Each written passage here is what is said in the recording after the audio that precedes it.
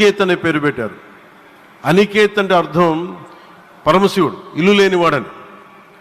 అలాంటి ఇల్లు లేనివాడు, కుటుంబం లేనివాడు 5 కోట్ల మంది కుటుంబాలకు, 5 కోట్ల మంది ప్రజల కోసం, ఎన్ని కోట్ల కుటుంబాల కోసం మనందరికీ రాజధానిలో ఒక నగరం నిర్మించడానికి, ఇల్లు నిర్మించుకోవడానికి ఇల్లు లేకుండా 140 కోట్ల మంది ప్రజల బాధ్యత తీసుకొని కశ్మీర్ నుంచి కన్యాకుమారి వరకు, అక్కడ కామాఖ్య నుంచి ద్వారకా వరకు ప్రపంచమే, మన దేశమే తన కుటుంబంగా చేసుకుంటూ ఈ భారతదేశమే తన ఇల్లుగా చేసుకొని తిరిగి పునఃప్రారంభానికి విచ్చేసిన గౌరవ ప్రధానమంత్రి శ్రీ నరేంద్ర మోదీ గారికి మనస్ఫూర్తిగా మన అందరి తరపున, ఆంధ్రప్రదేశ్ ప్రజలందరి తరపున, అమరావతి రైతాంగం తరపున, ఆడపడుచుల తరపున వారికి చేతులెత్తి హృదయపూర్వక నమస్కారాలు తెలియజేస్తున్నాం. దివిసీమ తుఫాన్ వచ్చి అందరి ఆశల్ని తుడిచిపెట్టేసినట్టు గత ప్రభుత్వం రాష్ట్రం మరియు అమరావతి భవిష్యత్తుని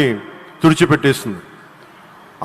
అమరావతి అంటే పరదాలు, సెక్షన్ 30, సెక్షన్ 144 మాత్రమే గుర్తుకొచ్చేలా పనిచేశారు.